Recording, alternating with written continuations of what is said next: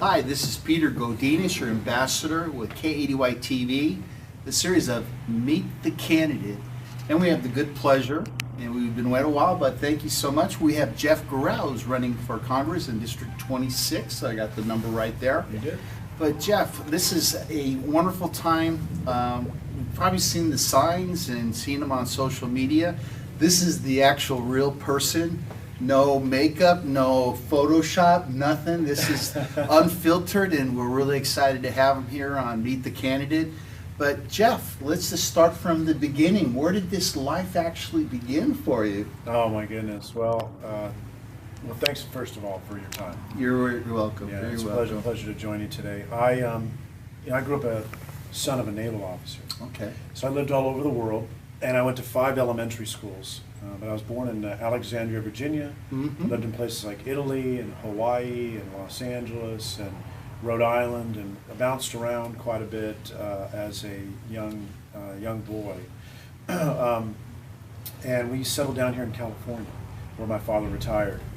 And so I had the honor and pleasure of working in the Capitol, the state Capitol, for a little bit while going to college. And never had an interest, at least at that time, in politics. My interest was in being a writer. I would write things for my college newspaper. I would do interviews for written articles and things like that, and slowly developed a relationship with a friendship with somebody who worked in the state capitol, and they invited me to start an internship. And I think that's where I started my very first interest in public policy and politics. But honestly, I thought I was going to be a great American writer, write the great American novel and travel all around and write for National Geographic magazine from the top of the Himalayas. But that's kind of the start of the story. Now, did you have to share the spotlight with other siblings, or were you an only child? Tell me a little bit about that. I was the only child for most of my life. My mother and father separated and divorced when I was in high school. Okay. My mother, I'm still my mother's only child. My father got remarried, and he had 2 daughters. So I have 2 half sisters that I know, but they're a lot younger than me, but they're great sisters. They're still sisters. Yeah, still stay in touch, and we're close. One's here in California, and another one's back on the East Coast. Now, when you say California, was it Northern California, Central, Southern California that your family moved to?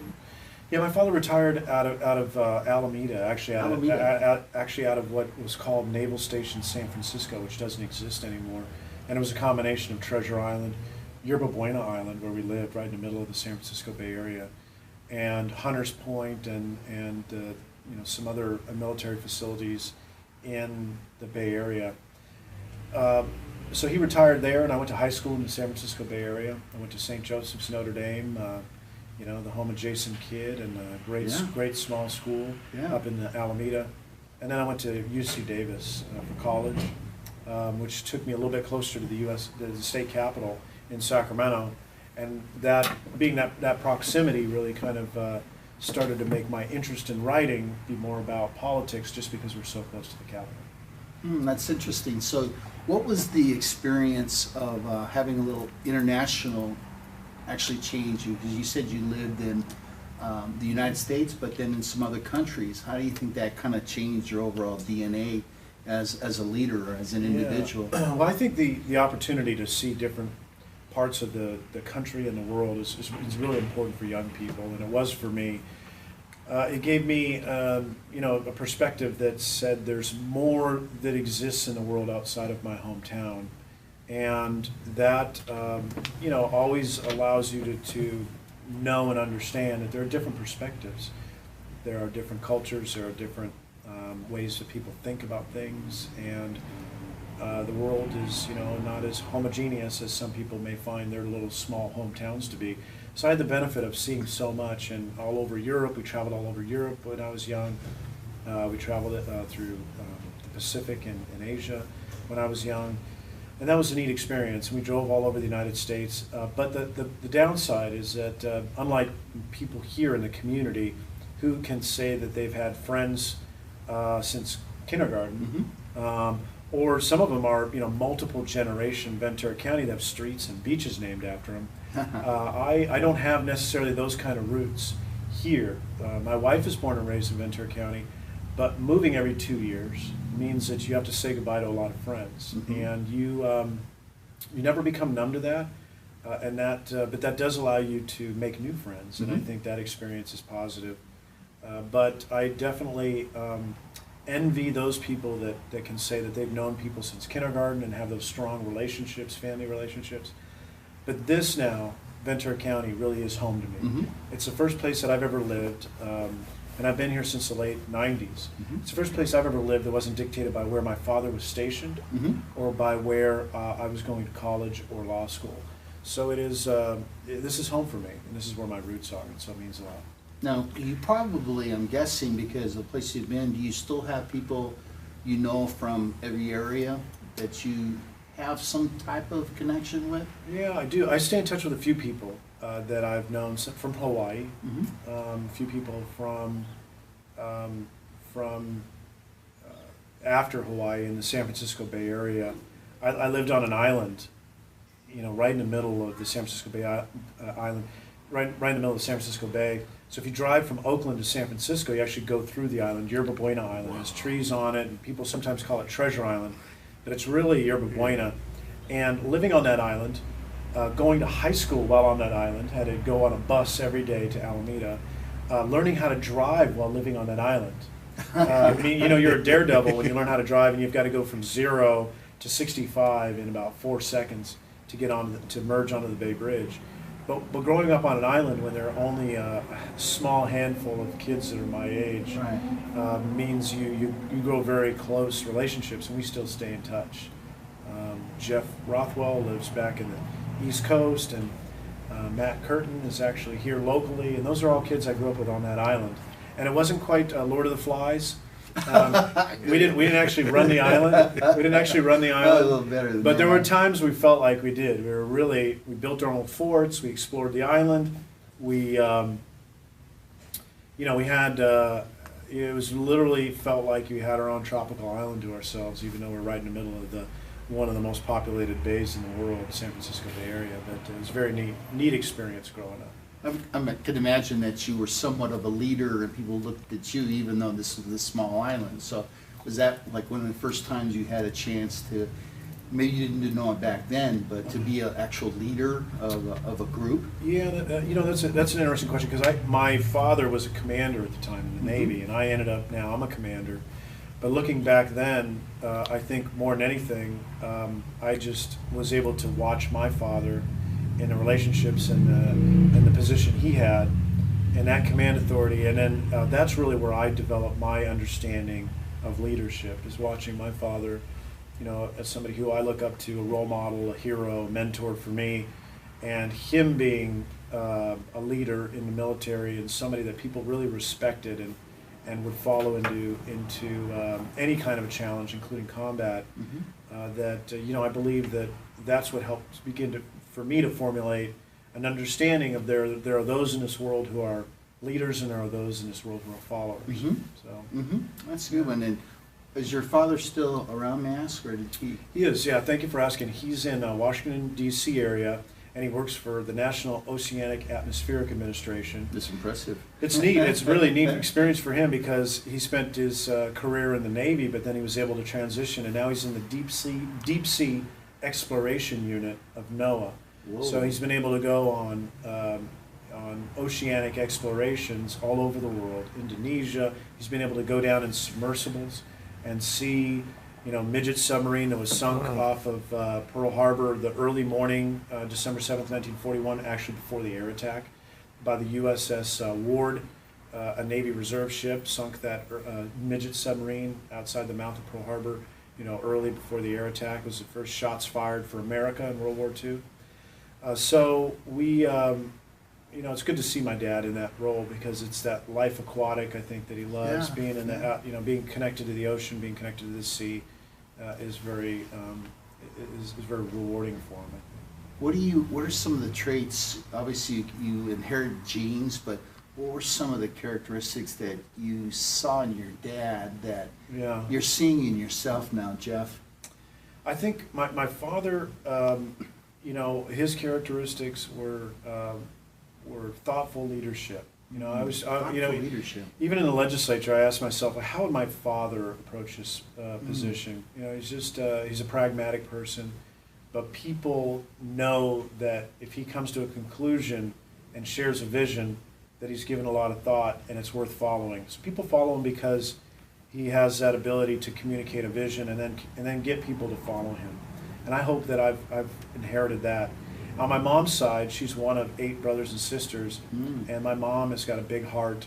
She's very sharing. She took care of her younger sisters when she was, you know, a preteen and a teen. And so my mom is a caregiver at heart, a big heart, very sharing and good bedside manner, very personable and affable. And so I think those are hopefully the traits I've you know, inherited from my father and my mother's, is that, you know, that big heart for my mom and the leadership and the vision of my father. Well, I love you say it because, again, I'm no psychologist, but I've always been told that a male gets his personality or temperament from his mom, but when you have a good role model, a father, you pick up traits from your father. So looks like you got a 1 + 1 = 5 type of situation. You know, so that, I was going to ask who your mentors are, but you definitely answered that question, you know, real well. But one question I'm kind of burning, I've interviewed a lot of the candidates, but if I had to say who is the most fit one, you are. Is there anything special, or do you starve yourself, or do you train? I know you get up early in the morning and exercise, but what do you do different? You know, thanks. I try to eat healthy. I work out 3, 4, 5 days a week, depending on how terrible the week is. You know, especially with the campaign, it's not easy. But I feel like the Navy and the Navy Reserve has forced me to focus on physical fitness. Because, excuse me, twice a year I have to perform a physical fitness examination, a PFA, and I don't like to get behind the ball on that. I try to keep in shape. I try to do cardio. I try to work out, and physical fitness is not only good, you know, for your stamina and your energy level, but it's, you know, it's good for your heart. And I'm hoping to live longer. I want to see my kids grow up. I've got 3 of them. I've got a 12-year-old daughter, a 5-year-old son, and then a baby boy who's 7.5 months. Wow. And I want them to live, to be old, and still have me around. So you know, I'm going to try to stay in shape for that. A good answer on that one. You mentioned your kids. I know you're very proud of them, but somebody who you would connect with, being married to, I've seen pictures of her, I've seen family groups. Yeah. Tell us about your spouse. I know she has to be somebody very special to put up with somebody of your profile, being a husband myself, but can I ask that question now? Tell us a little about her. Yeah, thank you. My wife is amazing. She really is, and she's you know, when you are able to be a military spouse and to deal with the challenge of having a husband, myself, be unexpectedly deployed for a year, and to be able to meet that with the resolve and the success that my wife has, and other military spouses out there, that's about the biggest challenge you can have. And you know, you have to, and she had to, step up and become not just the mom, but become the dad, the financier, the accountant, the lawnmower, the repairman. She was everything for a year to support the family, to allow me to go downrange and to be forward deployed. And we as a nation wouldn't be able to send people anywhere if we didn't have families back at home, holding down the home front. Now it takes a certain kind of personality to do that. It takes a strong personality, a determined personality, and a very loving, supportive personality, and thankfully my wife has all of those. And so I married up. We're married a very beautiful person, inside and out, and I will you know, never take that for granted. So Laura, my wife, is amazing. So I want to give Laura an applaud for being an empowered woman, and then doing it all, raising empowered children, both son and daughter, and then and the role of a mom is so challenging. The role of a mom, I have so much respect for, particularly when you're trying to do so much of it on your own, when your husband, like me, is either in Sacramento or deployed overseas.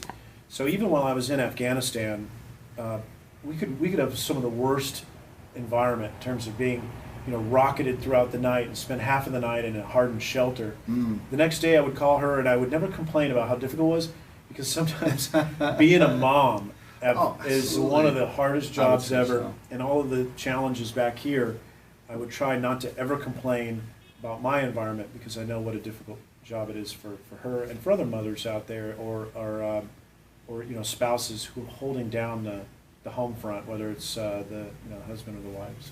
Well, I sense you honor your wife for that, and since you have a daughter or daughters, yeah, I have a 12-year-old daughter. 12-year-old daughter, you're going to honor her as you empower her as she grows up. Absolutely. I was, my mother was a strong, passionate person. Another role model of mine was Captain Jill Votaw. She was my first commanding officer in the Navy Reserve. So I came in as a wide-eyed young ensign, newly commissioned ensign, and my commanding officer, Captain Jill Votaw, strong woman, was so smart, so passionate, and she trained me and got me prepared emotionally and mentally and physically to be ready for my first deployment to Afghanistan just a few years after that, in 2001, shortly after 9/11. And it's women like Captain Votaw, who's a graduate of the Naval Academy, women like that I think helped me make me strong too, and respect so much the role of women, not just as mothers and wives, but as leaders at every level in our country. That says about us men, if we can take direction, orders, learn from an empowered woman, I think that's something that, you're really teaching men an example of. So I think that's incredible. Yeah. So, Jeff, I just think this was an incredible interview. Thank you so much for just opening up your life to me and to the Thank audience. you very much. Yeah. I think that went very well. So again, Jeff Gorell, running for U.S. Congress 26th District. And this is Peter Godinez, your ambassador, KNY TV. Meet the candidate, Jeff Gorell.